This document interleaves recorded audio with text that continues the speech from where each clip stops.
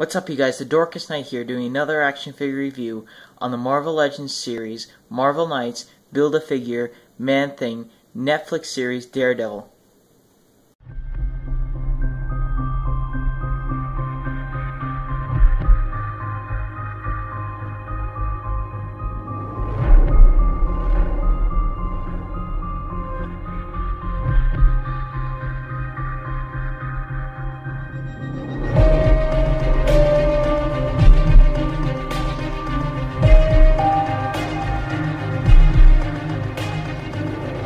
Taking a look at the packaging that this figure comes in, it comes in a pretty similar box to all the other Marvel Legends figures out there. So anyway, the basics, there's the Legends series up here, and it has the title of wherever it's from. So in this case, it's the Netflix Daredevil logo, and it says Daredevil again down here, which is the name of the figure. In the background over here, you got a picture of Hell's Kitchen.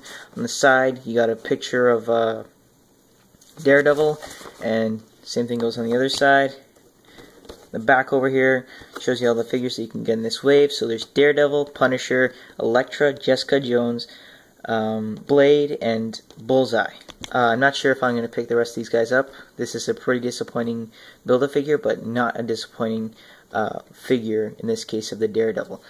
But yeah, Build-A-Figure Man-Thing, there's a bunch of warnings down there. At the top over here, there's a photo of the figure. It says Daredevil right there. Very nice looking figure. Over here it says Marvel Legends again. And this bio says, blinded as a young boy and imbued with extraordinary senses, Matt Murdock fights injustice by day as a lawyer and by night as a superhero Daredevil.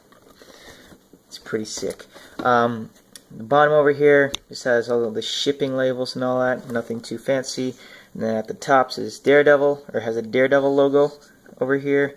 Then over here says Build-A-Figure Man-Thing, and then just a bunch of warnings.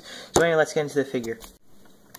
So first off, taking a look at the accessories that these figures come with, or that this figure comes with. Here's the Man-Thing Build-A-Figure piece. Not too bad looking, just not that much of a fan of the character. Does actually have pretty good paint apps, I gotta say. Yeah, it does look like that it will be a very good figure, just not a very interesting character. But yeah, that's really it with that. Over here we got two sticks that he comes with, so you can beat up the criminals in Hell's Kitchen. And yeah, as you can see, it just detaches like so, and you can turn it into two sticks, or you can turn it into like a staff of some sort. So I like that. And then if you wanted to, you could probably just hook a wire around here and then attach it to here somehow. And you could have that thing that he had at the last episode.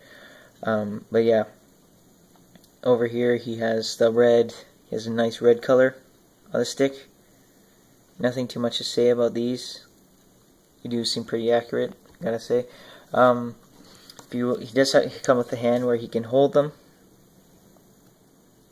So all you gotta do, let's take this out, and all you really gotta do with this, you gotta take the stick and then just slide it in there, like so. You can hold it pretty well. It comes with two pairs of these hands. Yeah, their hand is on them right now. Let's pull this thing off. But yeah, you can just have them holding it like so. Pretty nice. Really do like it. Or you can just have them like that. Works pretty well. It does come with another pair of hands. I'll show you these fisted hands, so you can have him in those fighting poses if you wish, since he is a son of a boxer. So yeah, I really like that. And that's just about it with the accessories with this figure. Let's get into the actual figure now. So here is the devil of Hell's Kitchen himself, the man with no fear, Daredevil, played by Charlie Cox, very good actor. I really do like him in the Netflix series. He's a very good Matt Murdock. I really do like him. But yeah, instead of talking about these actors, just taking a look at the figure right here. It does seem pretty accurate. I wish that they will come up with the other suit that he had in Season 1 instead of just this suit, but I understand why they chose this suit over that one. But I'm hoping that eventually they'll be able to give him the old suit. But yeah, taking a look at the head sculpt over here really quickly, I think that they got the likeness to the actor down very well, at least the bottom half of his face. He does have the stubble like he's supposed to. He does have the big lips that I see that Charlie Cox has. Or say Cox, I don't know. But yeah, I apologize if I'm pronouncing it wrong. But yeah, the head sculpt does look pretty good. I like all these little like mesh parts inside of the helmet. He does have the devil horns. His eyes are glossy, which is also pretty cool. And then at the back over here, yeah, looks pretty good. Looking at the rest of the figure, that mesh that you saw at the top of the head just continues along. Looks very nice, I gotta say. Very detailed. I would have wanted this over having no mesh at all. But yeah, it does look pretty good. Has the black and red going on all around. There's the fists in there. You just have those. Those are actually pretty cool looking gauntlets too. Gotta say. Yeah. You just have the little silver parts where he's attached his costume to himself. And there's looking at the back of him with his butt over there. Looking at this, there's some more silver belts over here. And then he has a little pouch for his two bow staffs, where all you gotta do is just slide them in. I would suggest sliding it in from over here, as he's supposed to hold them from this side. So you just put them in like so, pretty easy. Where's the other one? Oh, here we go. And then you just put the other one in like that. And I don't think it hinders any articulation, to be honest. Well, actually, maybe a little bit, but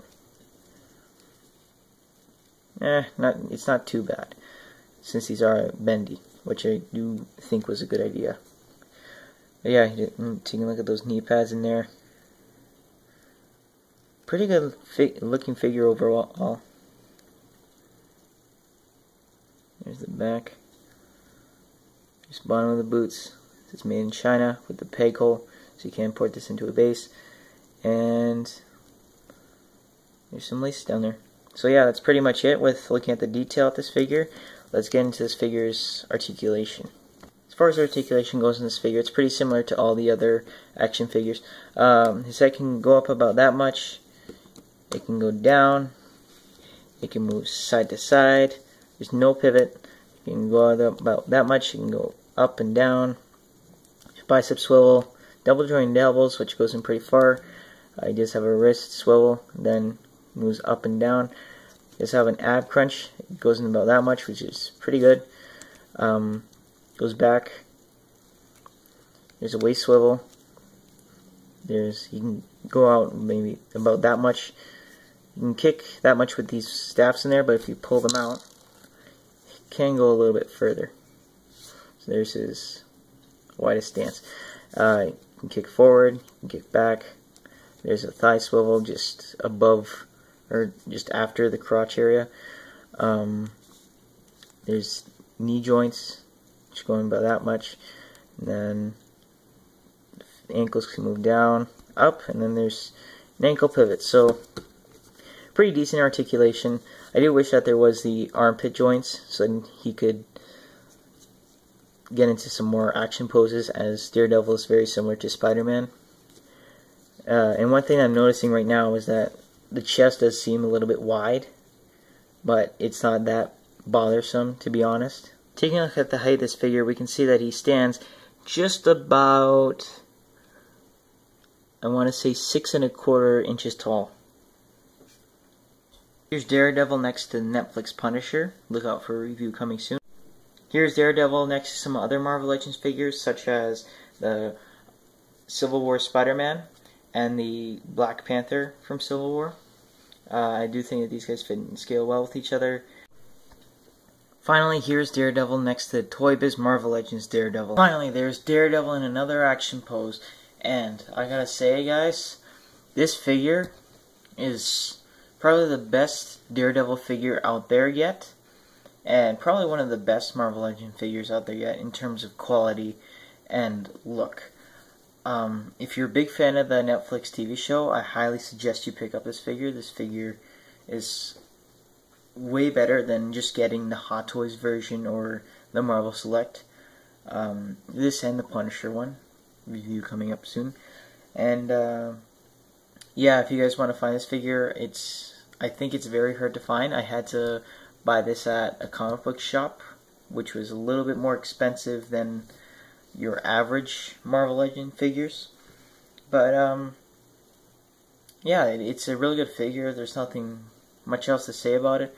I really do like the quality. I like the likeness. And that's about it. So anyway, thank you guys for watching. I hope you guys have enjoyed. And hopefully I'll see you in the next video.